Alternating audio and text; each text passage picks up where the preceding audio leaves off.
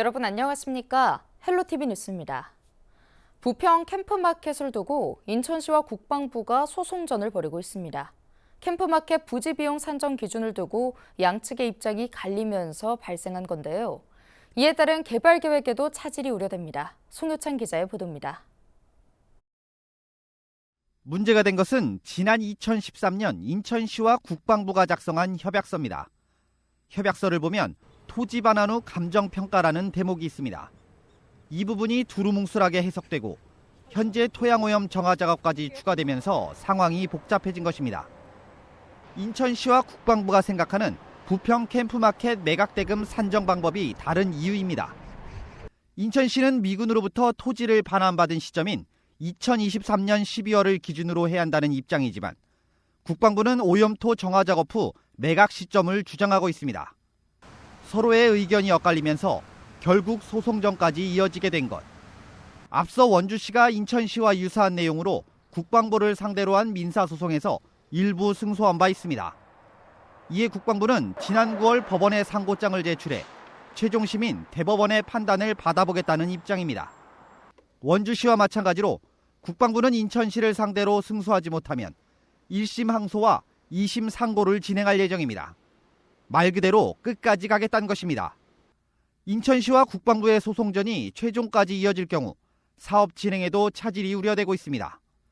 이에 국방부 측은 소송과는 별개로 반환부지 일부 구역 개방 등 주민 편의와 지역 발전을 위해 관련된 행정, 오염 정화 사업의 조속한 이행 등에 있어서는 적극적으로 협조해 나갈 것이라고 밝혔습니다. 인천시 역시 이번 소송과는 별개로 각종 공사를 일정대로 차질 없이 추진해 2025년 장고개 도로를 조기 개통하고 국비 확보 등을 통해 오는 2030년에는 캠프마켓을 시민의 열린 공간으로 조성하는 것을 목표로 하고 있다고 전했습니다. 매각대금 산정 방법을 두고 소송전으로 번진 캠프마켓. 당초 계획대로 개발과 개방이 진행될 수 있을지 관심이 모아지고 있습니다. 헬로티비 뉴스 송효창입니다. 부천시의회가 올해 마지막 회기를 열고 행정사무감사를 실시합니다. 오는 20일 제280회 제2차 정례회를 여는 부천시의회는 교섭단체 대표의원 연설과 시장 시정연설을 시작으로 21일부터 9일 동안 상임위별 행정사무감사를 이어가는데요. 이번 행정사무감사에서는 부천 상동 영상문화산업단지 개발을 비롯해 부천 홈플러스 부지 개발에 따른 공공기여 논란, 부천시 예산안 삭감, 공공의료원 설립, 길병원 부지 활용 계획 등을 포함한 주요 지역 현안에 대한 감사가 이어질 예정입니다.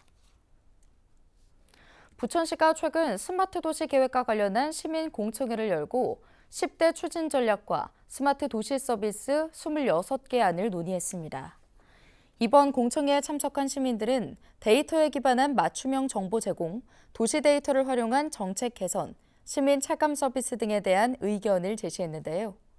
부천시는 공청회에서 나온 시민 의견과 전문가 제언을 종합적으로 검토해 스마트 도시 조성 계획에 반영할 방침입니다. 계양구가 최근 한국도로교통공단에서 발표한 2023년도 교통안전지수 평가에서 1위를 차지했습니다. 교통안전지수는 교통사고 빅데이터를 기반으로 지자체의 교통안전 수준을 평가하는 지수로 사업용 자동차, 보행자, 교통약자 등 6개 영역과 18개 세부 지표로 구성되는데요. 계양구는 인구 30만 미만 구로 묶인 그룹에서 가장 높은 점수인 83.7점으로 A등급을 받았습니다. 계양구는 윤한 구청장 취임 이후 지속적으로 추진된 교통안전시설 등 인프라 지속 확충 및 개선, 교통안전 캠페인 활성화, 도로 환경 정비 등을 통해 이번 평가에서 좋은 결과를 받았습니다. 부평구가 인천에서 처음으로 무인 민원 발급기에서 외국어 지원 서비스를 운영합니다. 부평은 인천 지자체 중 다문화 가구가 가장 많이 거주하는 지역인데요. 구는 이런 상황을 고려해 서비스를 기획했습니다. 구는 다문화 가구의 민원이 많은 구청사를 비롯해 부평 1동과 청천 2동, 십정 1동 행정복지센터, 부평 성모병원 등 5개 무인 민원 발급기에 외국어 사용자 환경을 우선 도입했습니다. 고등법원이 없는 인천에서는 지역사회를 중심으로 법원 설치 요구가 계속되고 있습니다. 지역구민 수건이 담긴 과제인 만큼 여야 정치권도 국회에서 공조에 나섰습니다. 이세진 기자의 보도입니다. 전국 광역시 가운데 울산을 제외하면 고등법원이 없는 곳은 인천시가 유일합니다. 지역사회는 사법 접근성과 시민 권리를 이유로 고등법원 설치를 요구해왔습니다. 국민이 신속하고 공정하게 재판을 받고 그다음에 인권 보장을 할 수 있는 이런 국가기관이 이 2대 도시, 대한민국의 2대 도시인 인천에 없다. 서명운동과 1인 시위로 법원 설치 당위성을 알려온 시민사회. 국회에서 열린 토론에서는 역차별을 언급했습니다. 인천은 서울 및 수도권이라는 이유로 수많은 규제를 감내하고 있지만 그에 상응하는 사법 서비스를 제공받지 못하고 있습니다. 법원 행정처 역시 시기나 방법은 다를 수 있다면서도 설치 필요성에는 공감했습니다. 법원 행정처가 인천 고등법원 설치 필요성을 인정하고 있으니까요. 향후 국회 논의 과정에서 저희가 필요한 협조를 진행하도록 하겠습니다. 남은 건 정치권의 몫입니다. 인천 고등법원 설치를 담은 관련법 개정안은 지난 국회에서 발의됐지만 문턱을 넘진 못했습니다. 22대 국회에서 다시 법안을 발의한 여야 정치권은 협치와 성과를 약속했습니다. 김기용 의원님이 21대 때 인천 고등법원을 만들기 위한 법안을 내셨고 저 또한 냈는데 근데 무산된 바 있고 22대 때 또다시 지금 똑같이 이제 도전을 같이 여야가 손잡고 하고 있습니다. 그 시급한 문제를 해결하기 위해서 여야의 의원들이 함께하고 있다. 반드시 고등법원 유치를 빠른 시간 내에 해결할 수 있도록 총력의 힘을 다 가하도록 하겠습니다.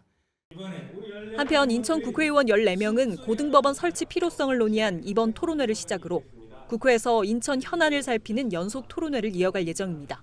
헬로티비 뉴스 이세진입니다. 지난 9월부터 시작된 대출 규제 여파로 경기도 아파트 가격이 하락 전환을 앞두고 있습니다.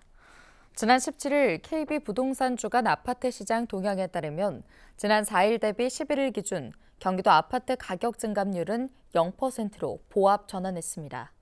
경기도 아파트 가격이 보합세로 들어선 건 지난 7월 8일 이후 약 4개월 만입니다.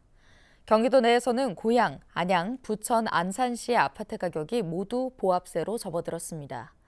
기존에 보합세를 보였던 의정부시의 아파트 가격은 전주보다 마이너스 0.1% 떨어지며 하락 전환했습니다.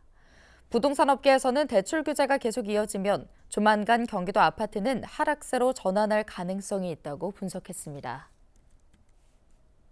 정부의 대출 규제 이후 아파트 거래가 줄면서 수도권 주택매매 소비 심리가 3개월 연속 하락하고 있습니다.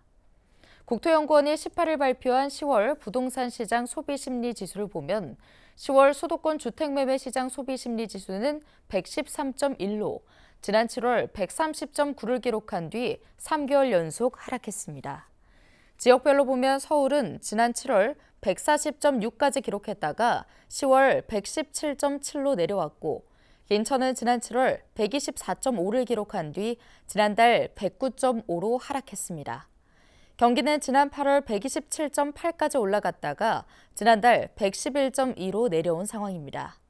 부동산 시장의 소비심리 지수는 95 미만이면 하강, 95에서 115 미만이면 보합, 115 이상이면 상승 국면으로 구분합니다.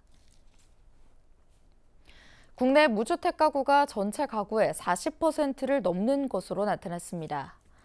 통계청이 조사한 2023년 주택 소유 통계를 보면 주택을 소유한 가구는 모두 1,245만 5천 가구로 전체 가구의 56.4%였고 무주택 가구가 961만 8천 가구로 43.6%를 차지했습니다.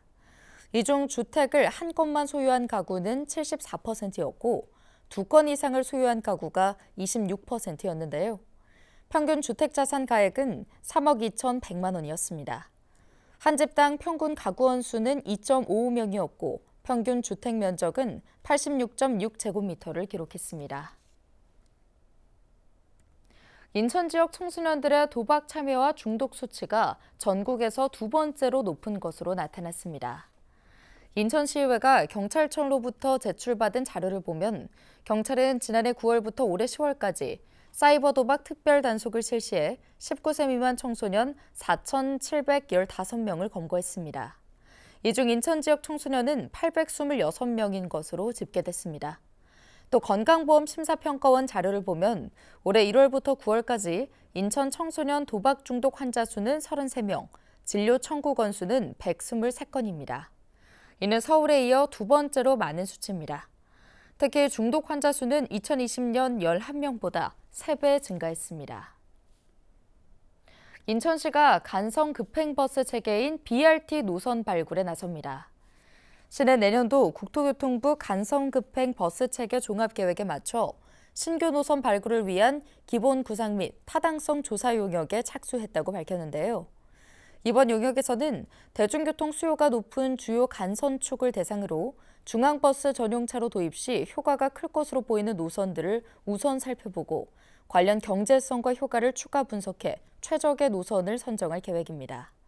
용역 기간은 내년 6월까지입니다. 최종 선정된 노선이 국토부 BRT 종합계획에 반영될 경우 국비 지원을 받을 수 있는 제도적 근거가 마련됩니다. 인천에는 현재 청라와 서울 강서를 잇는 왕복 47.6km 구간에서 간성 급행버스 1개 노선이 운영되고 있습니다.